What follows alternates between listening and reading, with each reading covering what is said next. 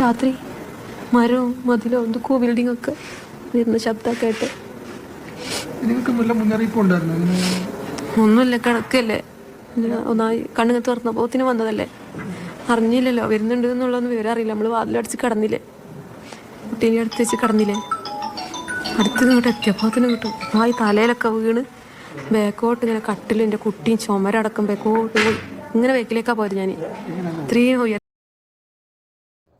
ഈ വീഡിയോ കണ്ടിട്ട് നിങ്ങൾക്ക് എന്താണ് തോന്നിയത്? ഒരു വലിയ ദുരന്തത്തിന്റെ ഇരയായ ഒരു സ്ത്രീയാണ് ആ ഹോസ്പിറ്റൽ റൂമിലാവാം ഒരു ബെഡിൽ കിടക്കുന്നത്.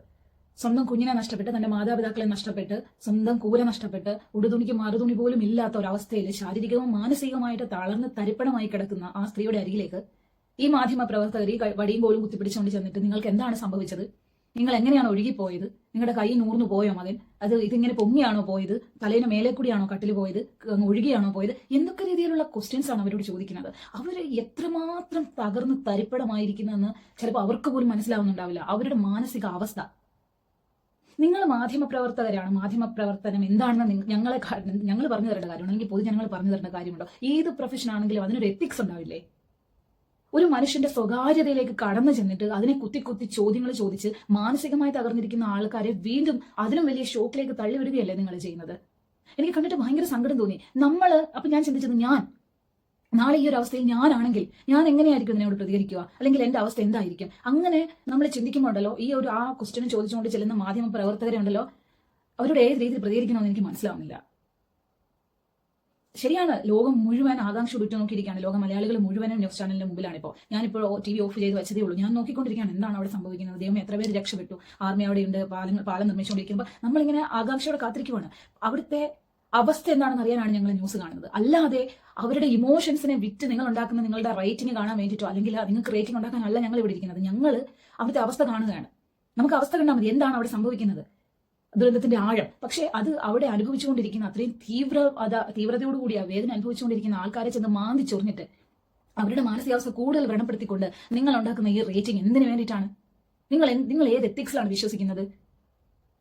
നിങ്ങളുടെ പ്രൊഫഷനിൽ നിങ്ങൾക്ക് ആത്മാർത്ഥത ഉണ്ടാവും നിങ്ങളുടെ പ്രൊഫഷനോട്. നിങ്ങളുടെ ആത്മാർത്ഥത എന്നാണ് ഞങ്ങൾ കണ്ടുകൊണ്ടിരിക്കുകയാണ്. ഇപ്പൊ അർജുന്റെ എക്സാമ്പിൾ എടുക്കുന്നത്, നമ്മൾ 15 ദിവസങ്ങളോളം നിങ്ങൾ അർജുന്റെ രക്ഷാപ്രവർത്തനം നടന്ന സ്ഥലത്ത് തമ്പടിച്ച് താമസിച്ചിരുന്ന മാധ്യമപ്രവർത്തകര്.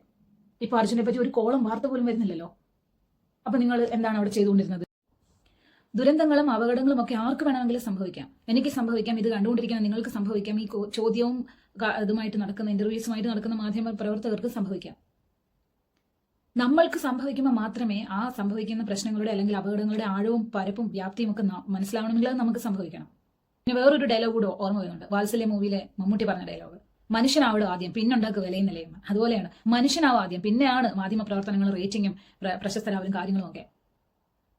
അത് സ്വന്തം അവസ്ഥയെ അല്ലെങ്കിൽ ഒന്ന് താരതമ്യം ചെയ്താൽ മതി. അവർ ആ കിടക്കുന്ന കട്ടിലിൽ അല്ലെങ്കിൽ ആ ഇരിക്കുന്ന അവസ്ഥയിൽ, ആ മുറിവും മറ്റ് മാനസികമായി തകർന്നിരിക്കുന്ന അവസ്ഥയിൽ ഞാനാണെങ്കിൽ എന്ന് ചിന്തിക്കുന്ന ആ ഒറ്റ സെക്കൻഡ് മതി ആ മൈക്ക് എടുത്തുകൊണ്ട് തിരിച്ച് വീട്ടിൽ പോകാൻ. മാധ്യമപ്രവർത്തകർ അഹോരാത്രം കഷ്ടപ്പെട്ടുകൊണ്ടിരിക്കുകയാണെന്ന് അറിയാം ഞങ്ങളിലേക്ക് ന്യൂസുകൾ എത്തിക്കാൻ വേണ്ടിയിട്ട്. പക്ഷേ നിങ്ങളോടൊരു റിക്വസ്റ്റ് ആണ്, തകർന്ന് തരിപ്പണമായിരിക്കുന്ന ആ സാധു മനുഷ്യരോട് വീണ്ടും വീണ്ടും ചോദ്യങ്ങൾ ചോദിച്ച് ആ ഓർമ്മകളെ ഉണർത്തി അവരെ വീണ്ടും വേദനയിലേക്ക് തള്ളിവിടരുത്. ഞങ്ങൾക്ക് ആ വേദന കാണാനുള്ള ശേഷിയില്ലാത്തതുകൊണ്ട് പറയുകയാണ്. അവരെ ഒന്ന് സ്വസ്ഥമായി വിടൂ.